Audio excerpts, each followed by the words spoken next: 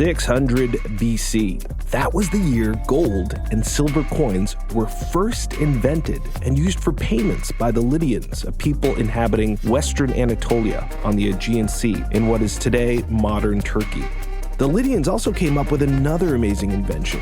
They were the first to have fixed retail merchant locations in one place. Before that, merchants traveled from place to place trying to find the customers who would buy their goods.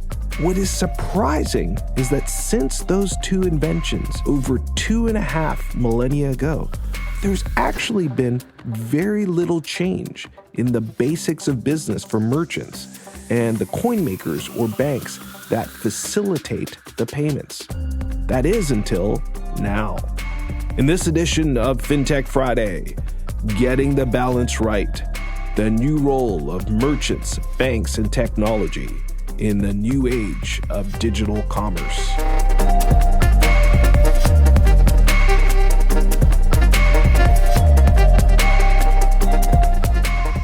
I'm Silvio Tavares here in San Francisco, and this is FinTech Friday, brought to you by CardLinx. It's great to be with you. The Lydians of Western Anatolia in Turkey were very, very clever people, but even they would have had trouble believing that their twin technology innovations of A, coins for payments, and B, fixed retail locations for store, would exist over 2,500 years later. Yet the model of how we engage in commerce has not changed all that much during all that time. Until the pandemic hit, most of us actually still did the majority of our retail purchases by going to fixed physical stores and then using a physical token to buy things. That fixed physical token being either coins, cash, or plastic credit cards. But now, all of a sudden, commerce is undergoing a profound change. Increasingly, retail locations are not fixed at a physical place. They're actually moving online and using e-commerce. The method of payments is also finally moving away from a physical form factor like a coin or a plastic card to an ethereal representation of money, for example, a digital number rather than a real physical object for exchange. Now, the new forms of digital commerce are emerging in new and very unexpected ways. The roles of merchants are changing too, and so are the roles of banks, who've been the traditional players and leaders for payments. It's really not clear how things will settle. But one thing is clear: it will be fundamentally different. On today's show, we speak with a leading global expert and innovator in the payments industry. Mehmet Sezgin was a senior executive with BBVA Bank, leading the payment systems for one of the largest banks in Europe. He also served on the board of Mastercard Europe before more recently becoming the founder and CEO of MyGenie. We discuss the newly emerging global power balance between merchants, banks, and also the increasingly central role of technology providers. Good morning, Mehmet. How are you? Thank you. Thank you very much, Silvio. How about yourself? I'm doing great. So I'm speaking to you from the U.S. today. Where are you? I'm in an interesting part of the world, Western Anatolia, and it is actually a place where the Lydians found, or invented rather, the first coins that we use today. So the money was invented here many, many centuries ago. I think before Christ, 7th century. So it makes sense that we're talking today about payments. That is great and excellent. We're talking today, obviously, about some changes that are occurring in how people pay. And basically, you're at the birthplace of the modern exchange of payments. But Mehmet, many of our podcast listeners will actually know your very impressive history and background in payments. You were a senior executive at BBVA, depending on the year, the number 1 or 2 largest bank in Europe with significant operations in Latin America. Tell me a little bit about your very impressive background and also why you started your current company, MyGenie, where you're CEO and founder. Well, BBVA, as you said, is one of the largest retail banks. So we had about 13 countries that we operated around the globe with retail operations and cards issuing and acquiring. As you know very well, payments world has more common themes rather than differences. Common themes around customer engagement, merchant and retail relationships, digital issues as to how to modernize your operations, how to design promotions, how to migrate to new technologies, contactless. So all these are common themes rather than differences. So that was a great find that I was able to live through, actually, that wherever you go, you meet all these great people, but you end up speaking about common themes. And I had a great time at BBVA. During that time, I also was able to observe rather, that US banks, especially retail operations, payments, mobile banking apps, compared to the rest of the world, were lagging behind. And I thought, with all this background that I was able to live through and gain the experience from, I thought I could make a difference by bringing some of the experience into a software, into an application that I could provide to smaller banks and regional banks, retailers, so that they could have a better experience with their customers. And that's how the MyGenie experience and the company was formed. Fascinating story. And as you mentioned today, you're in Europe. MyGenie is based in San Francisco, but you are originally from Turkey. And as you mentioned, there's been a lot of innovation around the world in payments and in offers. And Turkey in particular was a market that was really early in innovating around linking offers and loyalty points to payments. Can you share with me how that market developed the use of offers with payments in Turkey? Yeah, it's an excellent question because many times, obviously, more developed countries, when they look at the payments, just like any other industry, they think, well, emerging countries should have emerging approaches to payments as well. But that's not the case in many of these emerging countries, not only in Turkey, but if you look at in the past, for instance, South Korea, or today, if you look at Brazil or Mexico, a couple of things happened there that did not happen in Europe and US that way. One of them is that the banks actually were probably the first large professional organizations where the talent could be attracted into. The other thing that is a common theme in those countries, including Turkey, was the technology. When you come from behind, you can skip some of these steps, for instance, checks. So from cash, we were able to jump into digital banking, into credit cards, into debit cards, into ATMs.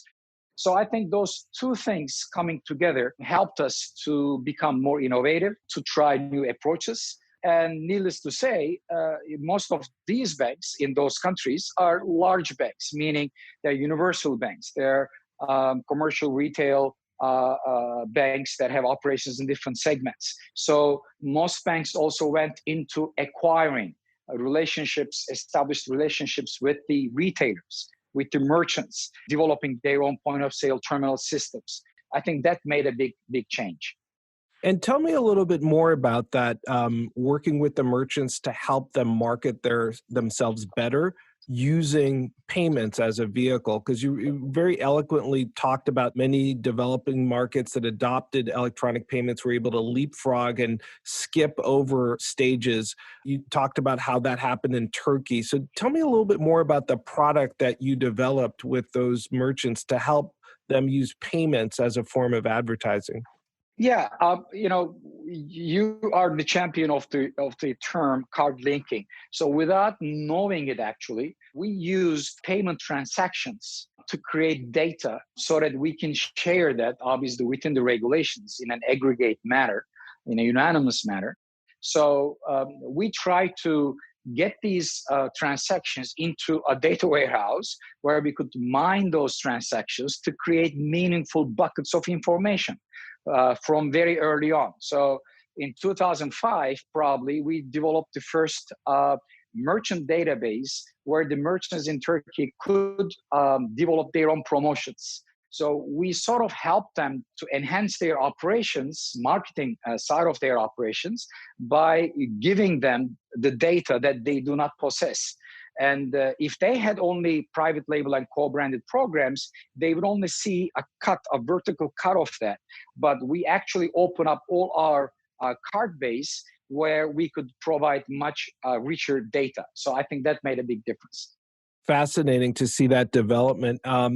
Now, You, as a company, MyGenie, are really helping merchants struggling to survive during COVID-19. You've just launched a new service to help merchants prosper in these challenging times. Can you explain to me what that is and how it works? Exactly right.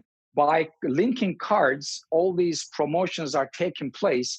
But we looked at all these available processes around in the US, and we saw that all of them actually invited retailers to call that company so that they could have a call center approaching to them, helping them create a promotion, an offer. And so we decided to digitize that. And if you go to our website, you actually create an account in about 30 seconds, and then about 4 or 5 minutes, you're able to create a promotion based on your own needs. And not only we use that offer for our own cardholders as MyGenie, but we have partnerships with other members of yours, like Empire, which now became Fig. So we actually pass that on, that particular promotion, to our partners. So those offers then become available to almost 60 million cardholders across the state. So in 5 minutes, a retailer digitally, without actually calling any number, is able to create a promotion. And then we are able to pass that promotion to almost 60 million cardholders. And I think that's, especially in these difficult times, a very big plus for smaller retailers. That's a really great program, and I'm pleased to hear of the partnership with some of the other CardLinx member companies. I do want to ask you sort of the flip side of the question. So we just talked about how MyGenie is helping merchants, but you're a longtime banker. You spent decades as a very successful senior executive at one of the world's largest banks. Do you think that there is a role that banks should be playing to help merchants survive in this new e-commerce and mobile-first reality? What's the role of banks here in terms of helping merchants? Um, it's a difficult question in the sense that the market is so established with legacy systems and so fragmented. Even the big banks like Chase or Bank of America, who have acquiring arms, have in arm's length those relationships. So it is, I think, at this point, will be very difficult to talk to a bank and say, hey, I need your support to reach more customers. How can you help me? But what I could see is that banks could eventually understand the value and importance of this, and therefore investing in some of these fintechs so that they could actually still have some sort of a relationship with those retailers, so that that particular commercial relationship is not cut off completely. Great perspective, and really highlighting the importance of partnership between the incumbent established banks and the fintechs. And we're starting to see a lot more of that in terms of investment in those fintechs and sometimes outright acquisitions as well. Now, one last question I'd like to ask you about is merchants. Merchants are really struggling and hurting right now. What is the most important piece of advice you would give to a merchant right now in terms of how to make it through this really difficult part of the economic cycle, which is, quite frankly, a recession? So the only advice that I could ever try to give is that rather than relying on the old methods, technology is making it more possible and cheaper every day, that any company can have a database of customers and try to understand different buckets and segments and behaviors of these customers, so they can actually customize, personalize those offers. I'm not talking about one-to-one type of very modern and difficult marketing. But as I said, buckets, I use the term buckets rather than segments. There are different buckets of customer behaviors that the retailers can try to suit themselves to adjust themselves to. And I think that's very important.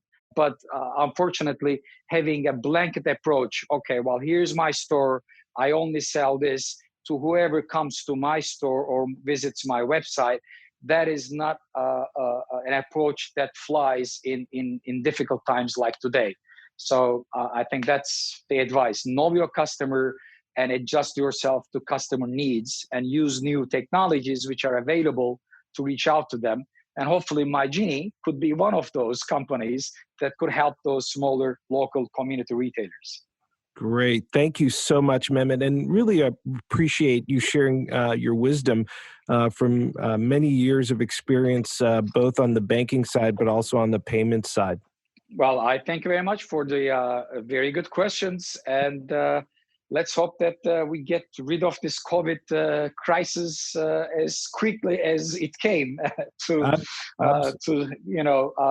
change our world. So let's change for better, hopefully. All the best, and look forward to having you back on the podcast soon. Bye-bye. Thank you very much, Silvio. Bye-bye. Coming right up, some closing thoughts on payments and commerce.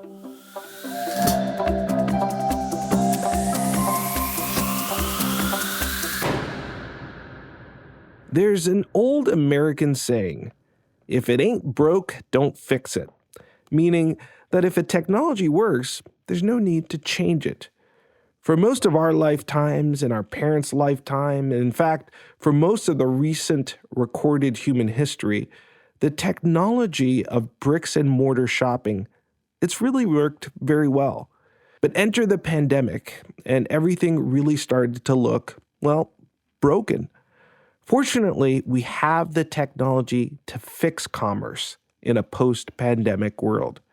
And as we've learned on today's show, leading innovators are forging ahead using mobile wallets, offers, and data-driven commerce to reinvent payments, retail, and digital advertising. The future of commerce will be much more efficient, much more data-driven, and much more convenient. Something tells me the Lydians would be very, very proud. For FinTech Friday from the CardLinx Association, take care of yourself and take care of each other. God bless you. This is Silvio Tavares signing off.